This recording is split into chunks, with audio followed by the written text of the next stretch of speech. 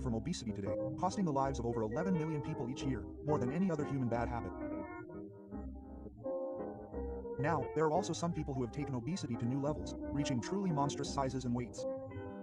I mean, I've watched a lot of My 600-Pound Life, but some of these people I'm not recognizing. I think the one is from like the chubbiest woman. I don't know. I think I spent like 3 hours going through every single frame to make sure nothing was slipping because there was like 3 or 4 frames I had to blur because the nip slip showed up. But yeah,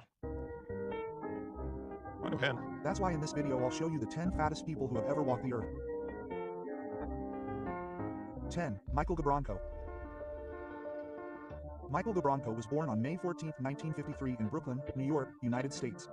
From a very young age, Michael had to fight against being overweight, a battle that initially culminated at age 34 when this man reached his peak of 411 kilograms.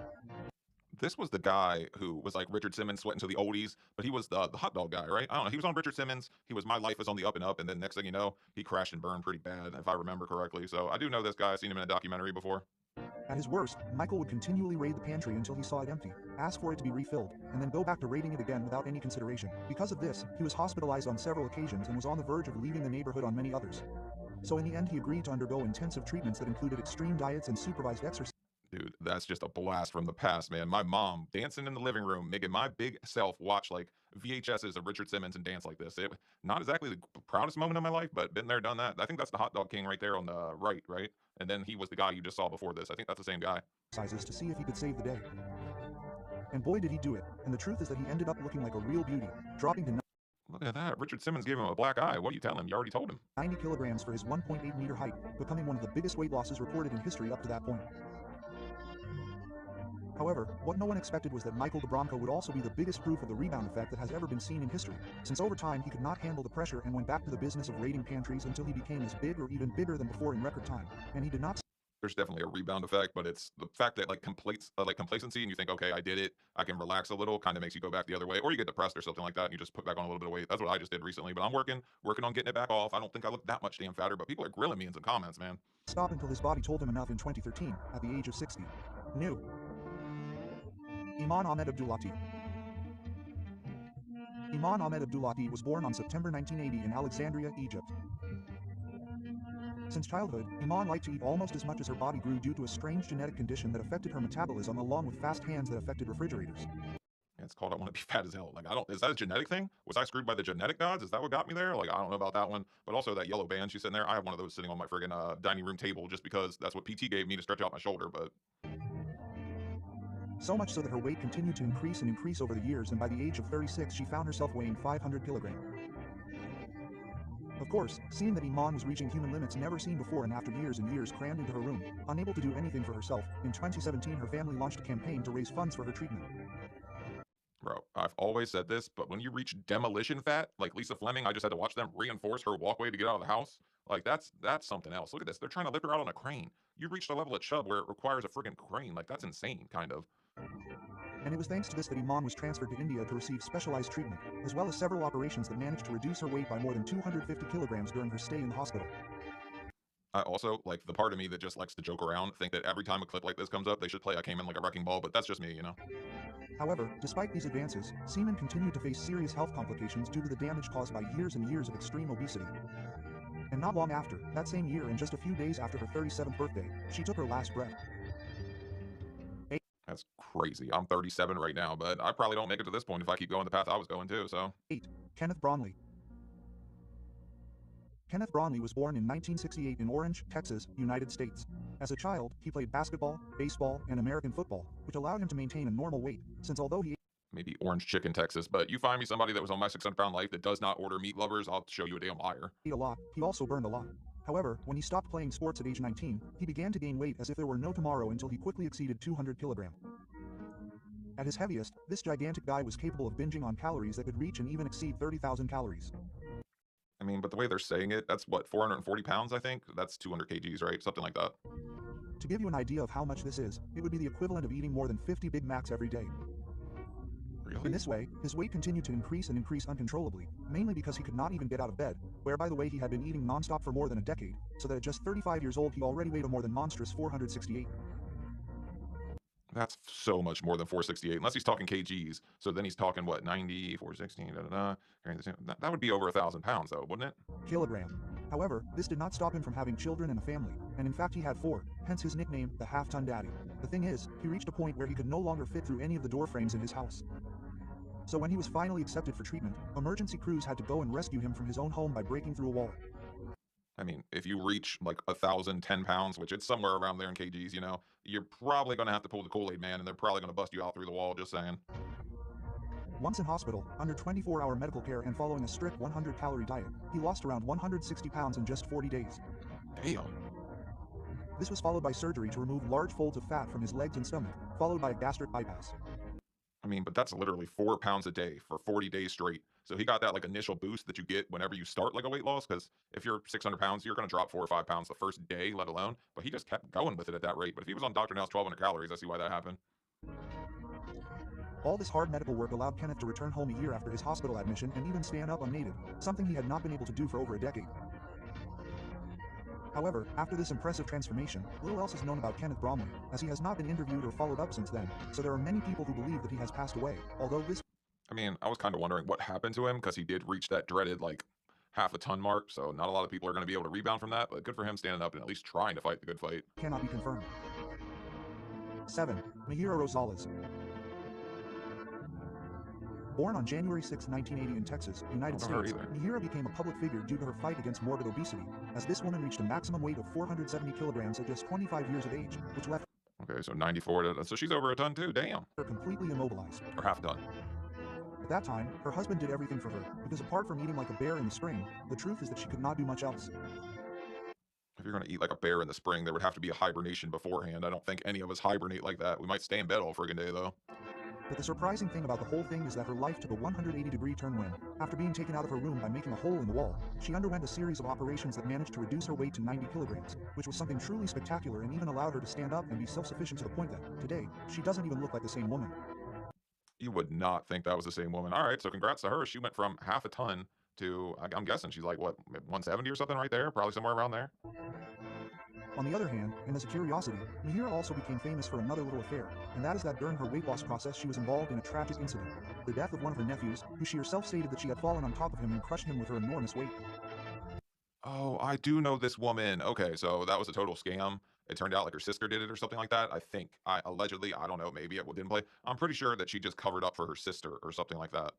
However, the autopsy revealed that the real cause of death was a fatal blow to the head and that in reality the person who had given it had been the young man's mother herself, that is, Yeah. Mahira's sister, who finally That's what I ended up thought. confessing and serving her sentence. This event deteriorated Mahira's health so much that she had to be hospitalized for several months, which was probably the trigger that fostered her extreme physical change. But also, why even cover for your sister? Did they just plan this out like, this went south, so now they can't put you in jail because you can't fit in the cell? There is such a thing as too fat to go to jail, so maybe that was the move right there. 6. Patrick Dowell. Patrick Dowell was born on March 28, 1962, in Grand Island, Nebraska, United States. Throughout his life, Patrick had to fight furiously against morbid obesity, a battle that led him to reach a maximum weight of 486 kilograms at the age of 42. In his prime, That was he was the one that was swinging to "I love my sweetie, something sweet as pie." He was singing to her in that documentary, so I remember this guy too. I think he since lost a little bit of weight, went back and passed too, though. Patrick ate as if the world were going to run out of food, but day after day after day, which led him to gain so much weight that he ended up being confined to never leaving the called being house, a prepper. depending for everything, either on his wife or medical assistance. It was for this reason that in 2005 Patrick underwent gastric bypass surgery, a procedure that resulted in significant weight loss. If I remember correctly from the documentary, though, I think that was like the skinniest as he got right there. Now, this apparently did not reduce her obsession with food, so although she improved somewhat, it was too late and after multiple complications derived from her extreme obesity and poor diet, she ended up losing her life in 2016 at just 54 years of age. I mean, right? 5. Carol Yeager. Spread eagle right there for the friggin' everybody to come see, but yeah, I guess once your stomach gets in the way, I don't know, if you were a guy, it would be hell on earth to try to pee like that. I don't know if it's even easy for her to do it.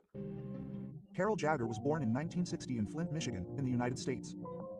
From an early age, Carol developed severe obesity, a condition that worsened over the years due to a combination of genetic and emotional factors, including Also, if it was Flint, Michigan, there's something in the water. That probably was the issue there. a possible history of abuse that led her to take refuge in food. In this way, by the age of 34, Carol came to weigh approximately 54 kilograms, although it is believed that at her peak she could have reached up to 737. I'm guessing they meant 540 kgs right there, which would be what, 54, 108, 1188. Kilogram, ending up confined to a room where she was completely dependent on social assistance and the help of her family to cover her needs, both food and hygiene. With a remarkable effort to lose weight, Carol managed to reduce more than 236 kilograms in a short period of time, through a strict diet that limited her intake to approximately 100 calories per day. But despite these efforts, her respiratory and cardiac complications resulting from her extreme overweight persisted, seriously affecting her quality of life, and not long after she died of kidney failure in 1994, when she was only 34 years old. I mean, that's kind of always the worst case scenario when people actually change their ways, actually start doing better, and then they still don't make it because just all the damage we've done to our bodies and things like that. That's worst case scenario. That's what you never want to see on these shows or anything. 4. Robert Butler. Robert Butler was born in 1973 in Providence, Rhode Island, in the United States. From a very young age, Robert struggled with his weight due to a combination of both genetic factors and unhealthy eating habits, to be generous, since his diet was essentially based on the opposite of what is healthy and, moreover, in obscene quantities, which, logically, caused his health to deteriorate rapidly to the point that even breathing was a feat for him.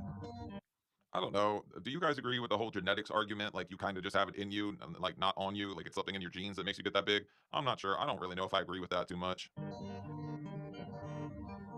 All of this led him to live his final years in the most absolute dependence, both on his family and on government aid and other donations to cover the costs of his food and medical care. Despite his multiple attempts to improve his health by dieting and following weight loss programs, Robert did nothing but waste his time, as he fell prey to the multiple illnesses he suffered, the product of his brutal obesity. Dude, the amount of chocolate milk in the bottom of that fridge is absurd, but everybody loves chocolate milk. That's not just a fat thing, okay? Which, at its peak, reached 54 kilograms in 2016, at the age of 43, the same year in which he finally and tragically went to visit St. Peter in style. 3. Juan Pedro Franco. Juan Pedro Franco was born on December 29, 1985 in Aguas Calientes, Mexico. I've seen pictures of this guy before, but I'm not sure where I know him from. Since childhood, Juan Pedro faced the challenge of being overweight, but what really aggravated it was a serious car accident he suffered at the age of 17, leaving him with fractures and injuries that severely limited his mobility. Which Yeah, right. It was friggin' Mexican food. That stuff's good. You can't drink tacos and expect yourself not to wind up that big. contributed greatly to an uncontrolled weight gain in the following years. Thus, when he reached the age of 32, Juan Pedro already weighed 595 kilograms, thus becoming the most obese person in the world at that time. God damn, that's 1,080. Da, da, da. Okay, so he was pushing like 1,300 pounds or something like that. But this was more of a joy than a misfortune, since his extreme weight caused him multiple health complications such as type 2 diabetes, hypertension, hypothyroidism, and sleep apnea. In fact, his mobility was practically non-existent and he spent most of his time bedridden. Interestingly, in 2016 something clicked in his head and he decided to take drastic measures to change his destiny, starting intensive That's called I'm tired of not friggin' breathing. Like, you get tired of that at some point. If you've had enough, you've had a friggin' enough. You're ready to change. treatment with the support of his family and under the supervision of doctors.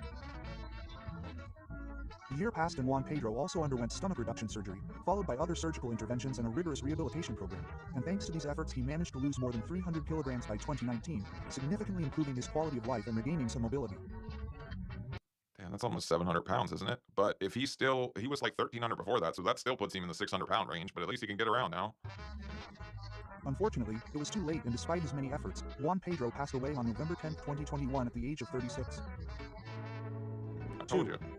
I've always told you, you're not getting out of your 30s if you get to a certain size. Manuel Uribe Garza. Manuel Uribe Garza was born on June 11, 1965 in Monterrey, Nuevo Leon, Mexico. During his youth, Manuel led a relatively normal life, although he was already considerably tall and robust. However, Yeah, you get a bust all right when you get to a certain size, but I mean, like a lot of the biggest people, Mexico, and I think isn't there like a whole infatuation with Coca-Cola in Mexico and stuff like that? Like everybody drinks Coke because like and the full sugar good stuff too. So and tacos, man, Mexican food's so good. How could you not expect to gain a bunch of weight? his life took a radical turn after his 20th birthday, when, after getting married and moving to Dallas, in the United States, to work as a typewriter repairman, his health began to deteriorate very quickly, essentially Who the hell works as a typewriter repairman? They used to have those. Like they make house calls. That was a thing. due to Manuel's sedentary routine, which basically consisted of spending hours and hours sitting and following a diet based on low-quality fast food, which significantly contributed to his weight gain. It wasn't long before he got divorced and returned to Mexico to live with his mother, who became his primary caregiver. He ended up weighing no less than 597 kilograms. However, determined to change his destiny, Manuel began a weight loss regime under the supervision of experts, managing to lose 230 kilograms. Dude, that hand bike thing he's working on is the thing at PT they made me jump on every single morning to crank for like 8 minutes, and then you had to go around doing a bunch of other stuff. But I could get over a mile in 8 minutes on that thing. I was cranking. And although this loss was quite significant, the truth is that it was not enough to return him to a moderately normal life. Despite his condition, Manuel found love again in Claudia Solis, a friend of his family, who was quite understanding and loving towards him, giving him unconditional support. Likewise, So they put you in the back of the chicken truck to take you to KFC. Well, not KFC, where they take the chickens to KFC for you to go to your wedding. the couple married in 2008, which brought a ray of hope and happiness to Manuel's life. However, his health condition remained quite critical, since he continued to spend most of his time at home and used a small adapted truck to get around. Unfortunately, despite his efforts, Manuel ended up passing away in 2014 at the age of 48 due to heart complications. Bro, the fact that he lived to 48 at his size is actually impressive. They had a forklift and a bed with pallets under it so they could jack him up in the air and put him in the back of a truck. That's a hell of a travel system for somebody that's like over 1,300 pounds. 1. Khalid bin Mozenshari. Khalid bin Mozenshari was born in 1991 in Jisan, Saudi Arabia. Since childhood, he suffered from severe obesity, possibly due to a genetic disorder called Brother Willie syndrome, which causes an insatiable appetite, among other Isn't it Prodder Willies? This auto dub is way off. Brother Willie just sounds like something like, brother, I can't find my Willie. I got too fat, but effects. His inadequate diet in industrial quantities and lack of physical activity considerably aggravated his condition, reaching a weight of no less than 610 kilograms at the age of 22 and a height of 1.70 meters. The situation was so serious that he could not even eat alone, and it was his own family who had to feed him as if he were a goose that they wanted to suck the foie gras out of. bro, like foie gras is one of the things you never want to see how it's made, but they showed you. Fortunately for him, in 2013, the King of Saudi Arabia at that time ordered him to lose weight and took care of all the expenses, transferring him to the country's capital to receive specialized medical treatment. A transfer that, as we can see in the images, was not exactly a piece of cake. Once in the hospital, Khalid followed a comprehensive plan that included a very strict diet, exercise, and bariatric surgery. In just 6 months, he lost over 300 kilograms, and by 2017, his weight had dropped to an astonishing 68 kilograms. Damn, that sounds like the king of Saudi Arabia saved his life. What a lucky dude. But at that point, I don't think he had many options. It was like diet or firing squad, you know? Naturally, after losing so much weight so quickly, he was left with more skin than a Shar-Pei puppy.